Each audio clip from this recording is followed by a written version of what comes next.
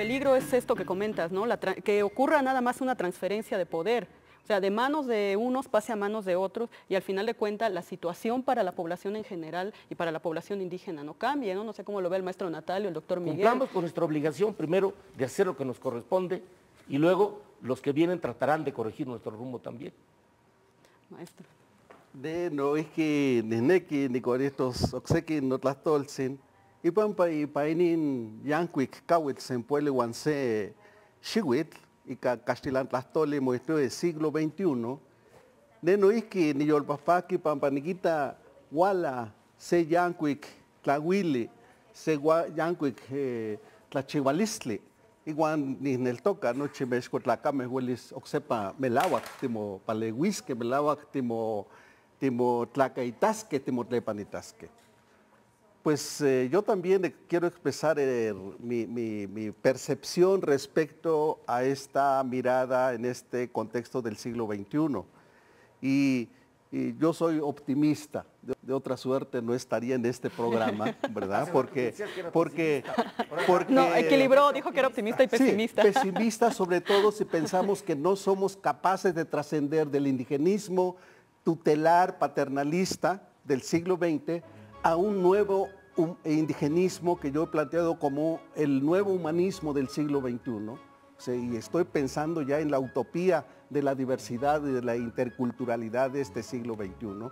Y en ese contexto es lo que quiero decir ahora. Por ejemplo, Víctor decía, en México es muy común que se aprueben leyes y se reforme la Constitución y no pasa nada. ¿Sí? Esto ha sucedido con la reforma del 92, que en donde reza de manera poética, México es una nación pluricultural sustentada originalmente en los pueblos indígenas. ¿Y qué ha pasado del 92 a la fecha? Sigue la discriminación, sigue la exclusión. Cuando yo hablo de instituciones, es que las instituciones dejaron de ser de los pueblos indígenas y no estoy planteando que tienen que estar dirigidas, administradas al 100%. Ahora son de los políticos. ¿Sí? Entonces, son tiene que político.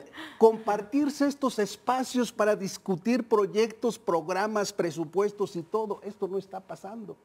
En la Cámara de Diputados hay una comisión de asuntos indígenas que no ha dicho esta palabra mía en el marco del Bicentenario. Yo no he escuchado nada del pronunciamiento. Ni una sola. Yo tampoco. ¿Sí? Digo, ¿dónde están los legisladores ya no indígenas, sino legisladores que están en la Comisión de Asuntos Indígenas de la Cámara de Diputados a nivel federal y Comisión de Asuntos Indígenas en los estados? No hay nada. ¿Sí? ¿Dónde están los diputados? ¿Dónde están los técnicos y directivos en las diversas instituciones? Cuando yo hablo de equidad es que, digo, son instituciones que hay que compartirlas y nosotros estamos excluidos. ¿Sí? Claro, que no permanezcan nuevamente los... en este siglo XXI, ¿sí? Por circunstancias históricas o de lo que sea, lo mismo puede ser un partido PRI, PAN o PRD que acceda al poder.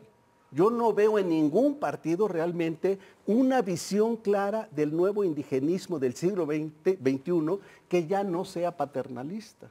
¿Sí? Siguen siendo partidos excluyentes. ¿Sí? En el fondo yo siento que hay muchos prejuicios y temores. Esta idea de que los indígenas ahora van a tomar el poder no es cierto. Necesitamos unir fuerzas para ser verdaderamente una nación multicultural. Y este nuevo proyecto de nación pasa por el sistema educativo. Hoy en día el planteamiento es de una educación intercultural, bilingüe para todos los mexicanos. Y hubo un acuerdo en la Comisión de Asuntos Indígenas de la pasada legislatura, que lo único que tenía que hacer el Ejecutivo Federal es publicar ese acuerdo, en donde decía que la educación intercultural bilingüe es para todos los mexicanos. Se fue a la congeladora. Y bueno, pueden pasar 10 años, 20 años, y volvemos a tocar el tema y volvemos a discutir y no pasa nada. Está la Ley de Derechos Lingüísticos, que por cierto es una ley que llevó 30 años su discusión, su defensa y su demanda. Desde el 2003 es ya ley vigente y no está pasando nada. En las escuelas de educación básica de todo el país no se está enseñando en lenguas indígenas, salvo excepciones a través de la Dirección General de Educación Indígena.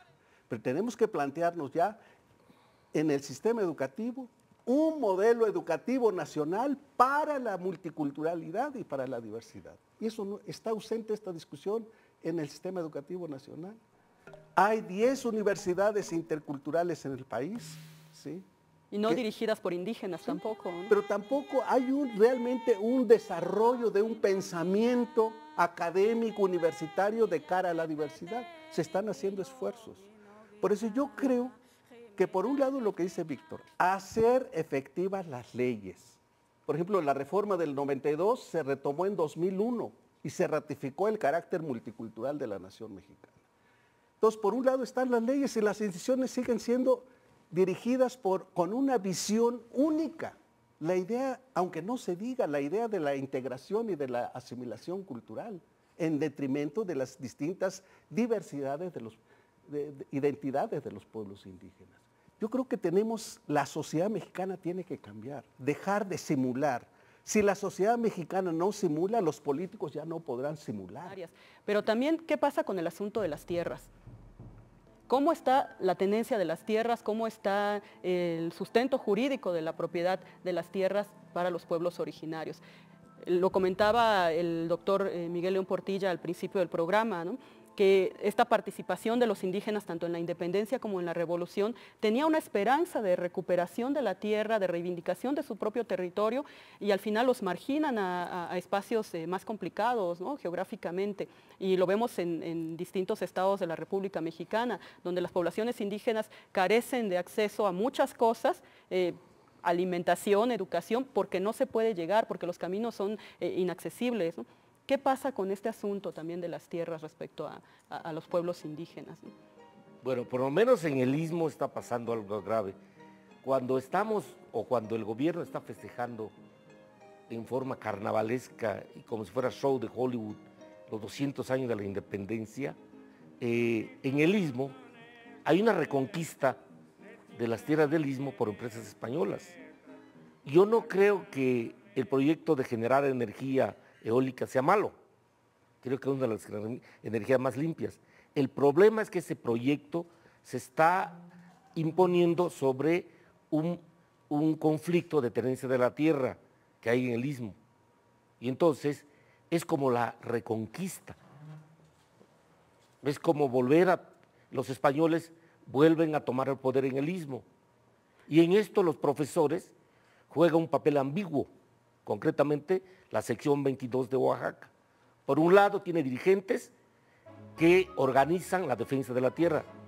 Por otro lado tiene sus participantes que reciben patrocinio español para publicar una antología de poesía zapoteca llamada Laguna Superior.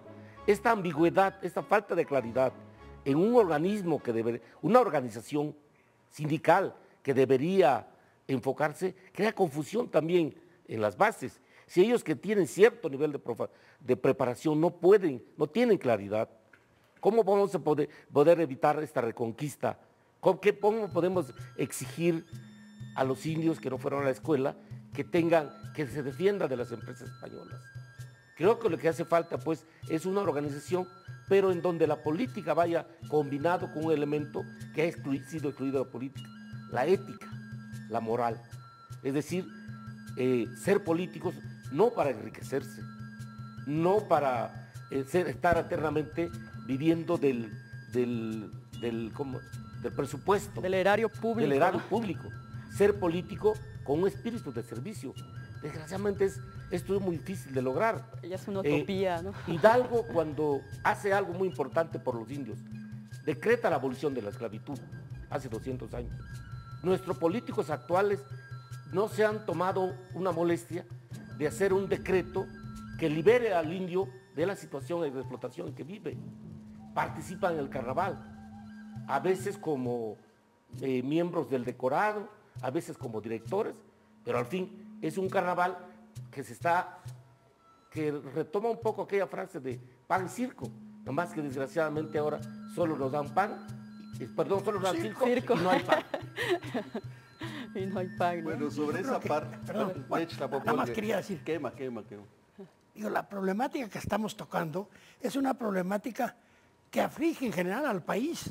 Vamos a decir, la banca no está en su mayoría en manos extranjeras, una cantidad de industrias no están en manos extranjeras. Entonces, el mexicano, ¿qué quiere?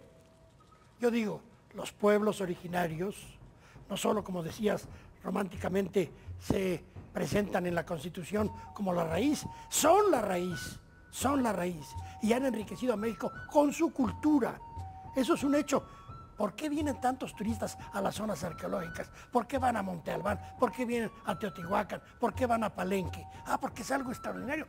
Aquí floreció una civilización originaria y sus descendientes tienen mucho de esa civilización, a pesar de que han sido pateados, marginados, excluidos. A mí me parece que justamente uno de los caminos tiene que ser que estos sectores intelectuales indígenas logren penetrar, vamos a decir, en las cámaras. Pero entonces, ¿para qué? Pues para quitar estos obstáculos, tanto legalmente, porque a veces la cosa legal, o exigir que se cumplan tales y cuales leyes. Ese es el camino único. De otro modo, vamos a seguir, como dicen ustedes, repitiendo cada 10 años. Pero sí me preocupa que los indígenas entren a la Cámara por la vía de los partidos, maestro, porque eso significa que le entren a la corrupción de plano, de lleno. A ver, ¿qué les parece si hacemos una pequeña pausa en este momento? Bueno, muy bien. Y regresamos con esta discusión. Sabe la bata manabe, tone llove manabe.